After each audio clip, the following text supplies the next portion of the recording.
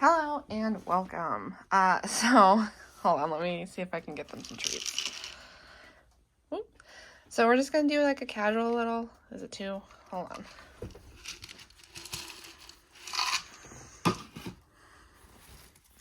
We're just gonna do a casual little video today because Hex had surgery to get 2 lumps removed and to be spayed.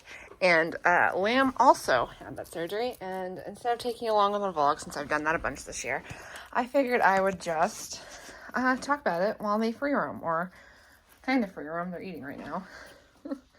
I did some cage maintenance, so they might be winding down already. But anyway, so let's talk about it. So obviously it's been a surgery heavy kind of year. We've done 5 spays and 5 lump removals and spays at the same time, except for riffraff, and then 1 abscess removal. So it's been kind of a big year for surgeries. And yeah, I just didn't feel like filming another one. Hopper? There you go, baby. But yeah, so Hex developed 2 lumps. One was under, this is Honey, one was under her arm and one was on her side. And since my vet prefers to do only 2 spays a day, and I have 3 babies that need to get spayed, I thought I'd go ahead and take Lamb in because they're at a good age for it. So I took her in as well. As you can see, obviously Hex is, she might not come back up. Where did you go? Yeah, she's behind Orville and Honey. Hex. What you guys doing? Anyway, as you can see, Hex is doing great. She's back with her group already. It's excellent so far. But yeah, so she started out, hi Warren. She got 1 lump, and then like a week later developed a second one, so I knew I needed to get her in pretty quickly for fear she would develop more. Are you coming up? Yep, she's coming up. For fear she would develop more, and I didn't want that to happen. So I went ahead and got her scheduled.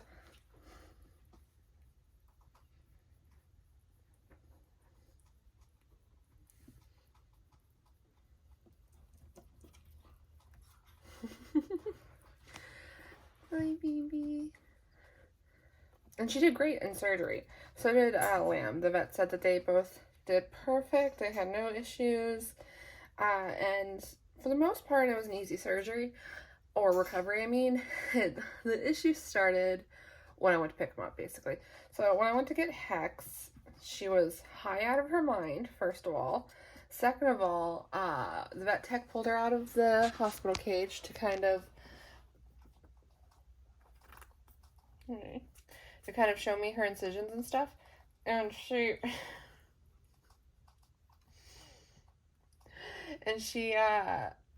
one of her incisions, the one on her side, was leaking, the vet tech said, so she took her back and she re-glued it.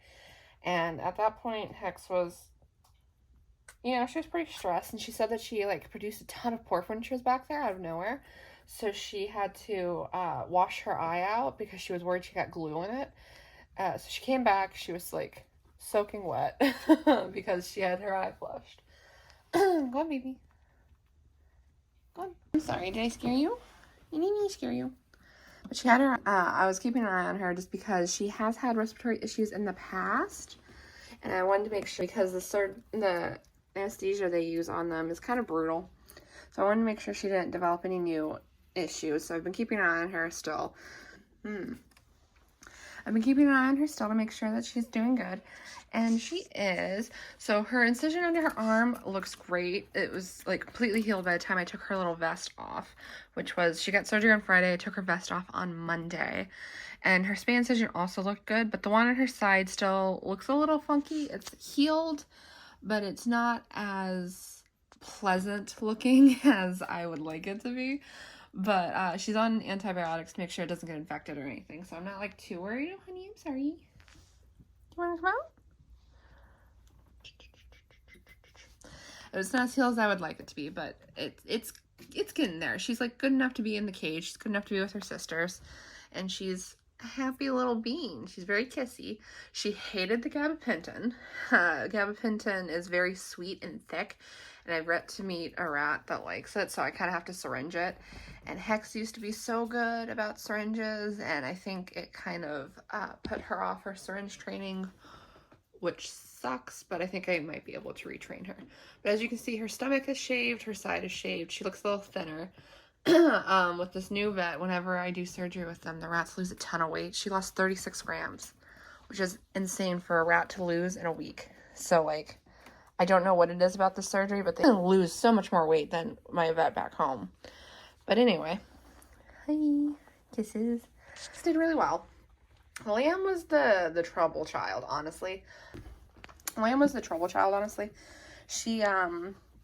She just got spayed, so like a lot less incisions, and hers looked great when we brought her home. But unfortunately, the anesthesia or meds they use, what you doing, honey? The anesthesia and painkillers they use have a side effect of chewing. So when I got Lamb home, she had managed to wiggle out of her vest already.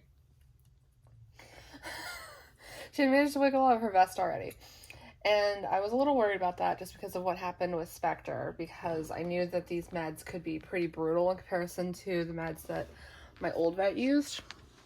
So I was nervous, and I had to do some cage maintenance. So when we got home, I had Cappy watch her while I did work on, oh, you're so cute, on my mixed groups cage, which means like I changed the hammocks, did the litter boxes, spot cleaned, filled their foraging toys, like that kind of stuff. And like every couple of minutes, I heard her drumming her fingers on the bars saying, stop licking, stop licking. And I at first thought she was just grooming, which is normal, and I wasn't too worried about it. But when I got through with the cage maintenance, I went over there. Hi, baby. I went over there to check on her, and I pulled her out, and I saw that she,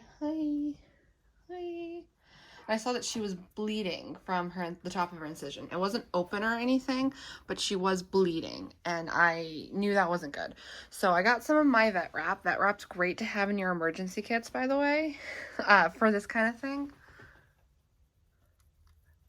She can't hear what's going on, but she knows something's going on. But yeah, I rewrapped her. I made a new vest. I rewrapped her, and I put a sock over it. And she managed to get out once or twice, and I realized that Lamb had figured out that if she wedged herself between the side of the cage and her hide, she could squirm out of her vest. So I revoked her hide privileges. All she had was towels in there so that I could easily clean up. And I got her back in her vest. She was so mad at this point. But I got her back in her vest, and she accepted her fate at some point and stopped trying to wiggle free. But, hi, Hex. Hi. She stopped trying to wiggle free. But she had the side effect of chewing. And so she was chewing, and she was chewing, and she was chewing on the towel.